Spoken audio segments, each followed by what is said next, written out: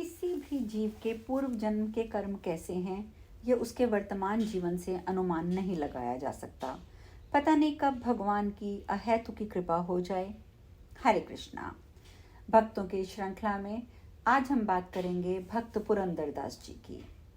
भक्त पुरंदरदास जी 16वीं शताब्दी के समय उनका जन्म हुआ था। उस समय सम्राट कृष्णदेव राय, जो कि बहुत ही सांस्कृतिक और धार्मिक समाज का निर्माण करने वाले थे, वहाँ पर प्रसिद्ध राजा थे और इस राज्य में भक्ति काल को बुलंदियों पर पहुँचाने का विशेष योगदान है।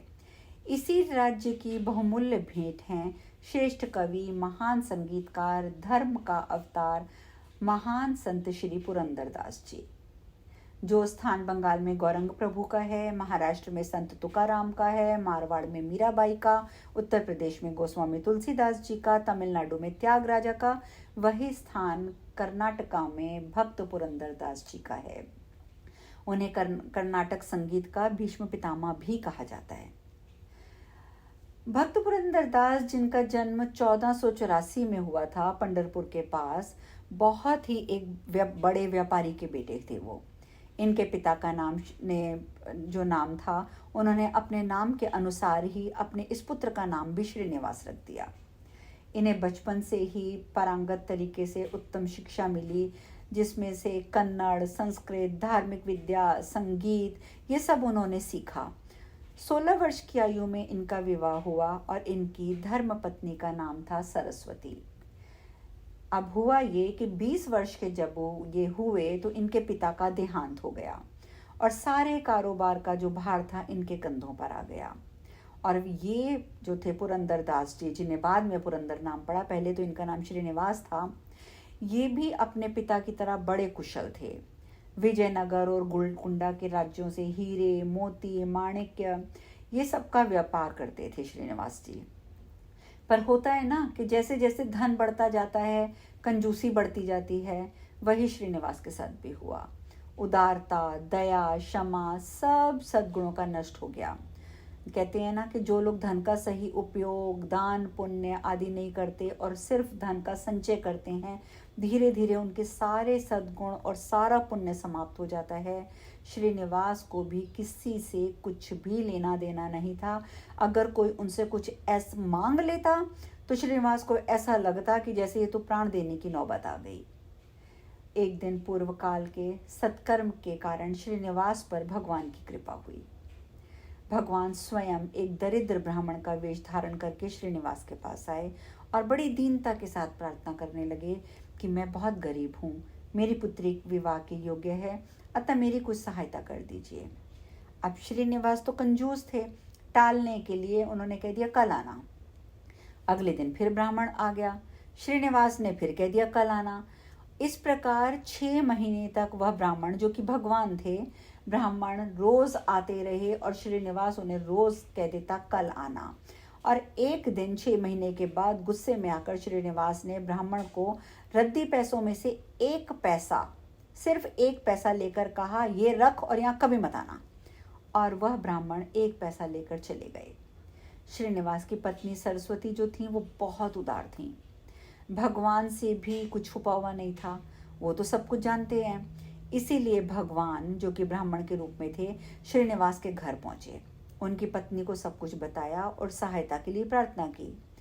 अब सरस्वती देवी के मन में आया कि मैं इनकी ज़रूर सहायता करूंगी।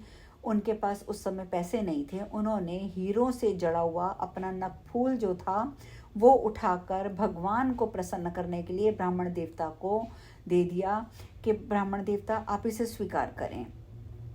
अब वह ब्राह्मण देवता ने क्या किया, जो कि भगवान थे, उस कर्ण फूल को लेकर वो श्रीनिवास के पास आए और बोले कि ये तुम एक काम करो, ये नकफूल के बदले मुझे 400 मोहरें दे दो।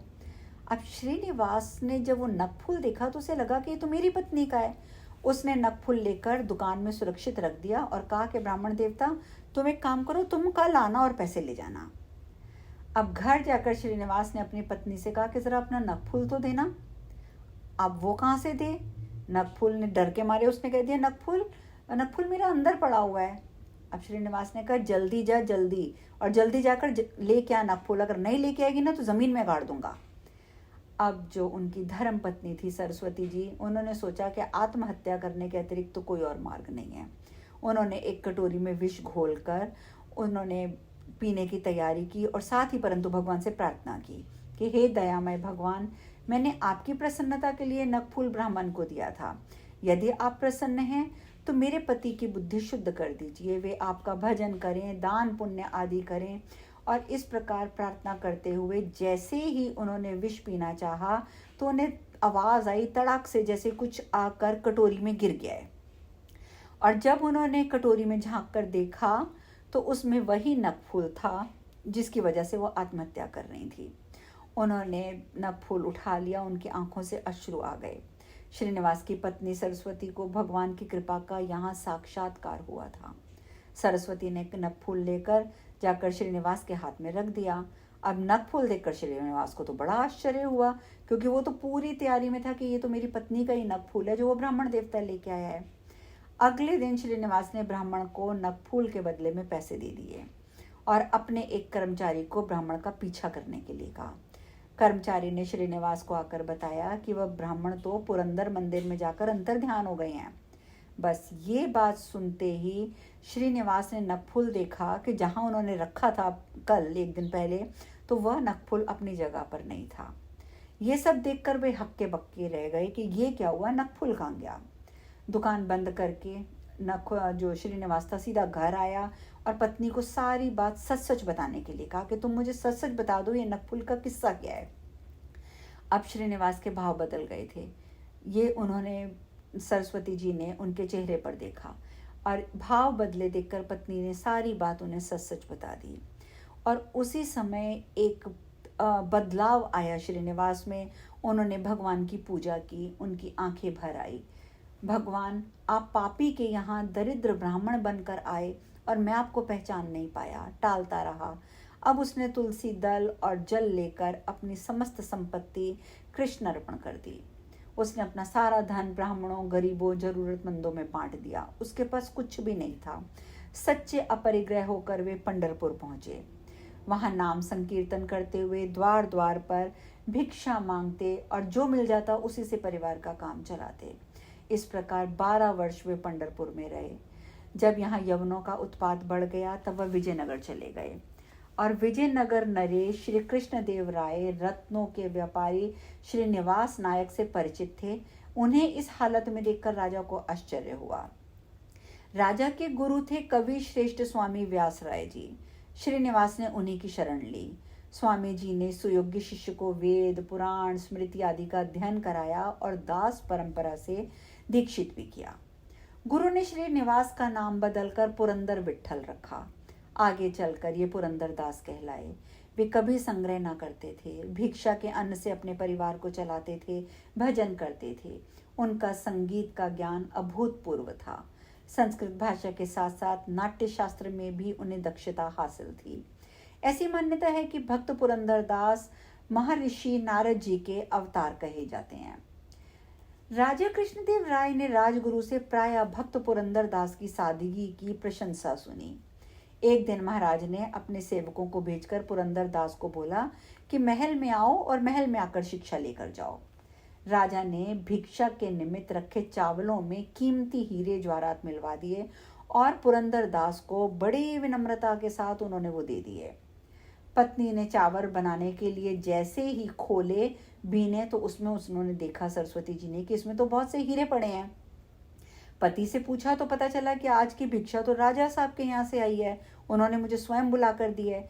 पत्नी सरस्वती देवी को बहुत ज़्यादा आध्यात्मिक धार्मिक विचार जो कि उन्हें उपलब्ध थे समझ गईं कि हीरे घर के पीछे मिट्टी में फेंकने में ही भलाई है, क्योंकि ये राजा जी ने जानबूझ कर दिए हैं। अगले दिन पुरंदर दास राजा के पास फिर भिक्षा लेने गए। राजा के ने देखा कि उनका चेहरा तो हीरे की तरह चमक रहा है, बड़ी प्रसन्नता दिख रही है। अब उन्होंने फिर से उसी तरीके के चावल हीरों से भरे हुए दे दिए। एक सप्ताह तक ये सिलसिला चलता रहा। पूरे एक सप्ताह तक अनायास राजा ने राजगुरु से कहा, अरे आप तो इनकी सादगी की बड़ी तारीफ करते थे, आप तो थकते ही नहीं थे इनकी तारीफें करते हुए, परंतु ये तो मुझे लोभी जान पड़ते हैं। और देखिए, क्योंकि मैं रोज इन्हें हीरे जवाहरात देता हूँ और ये फिर और लेने आ जाते हैं। जब ये बात हुई तो सच्चाई का पता लगाने के लिए दोनों ने पुरंदर के घर जाने का विचार किया। दोनों जने, राजा भी और वो पुरोहित जी भी, जब पुरंदर के घर पहुंचे तो उस समय भी उनकी पत्नी चावल बीन रही थी। राजगुरु ने पूछा, बहन क्या कर रही हो? सरस्वती देवी ने कहा, चावल बीन रही हूँ भाई, कोई गृहस्थ इसमें कंकड़ डाल देता है। जब राजा ने भी ये बात सुनी तो राजा ने कहा, बहन मुझे तो ये कंकड़ नहीं, बहुमूल्य हीरे प्रतीत होते हैं। सरस्वती देवी ने कहा, हीरे होंगे आप लोगों के लिए, हमारे लिए तो ये महज कंकड़ हैं। और झट से बीने हुए कंकड़ों को उन्होंने कूड़े के ढेर पर फेंक दिया। राजा को बहुत शर्मिंदगी महसूस हुई। श्रद्धापूर्वक वे माता सरस्वती के चरणों में झुक गए।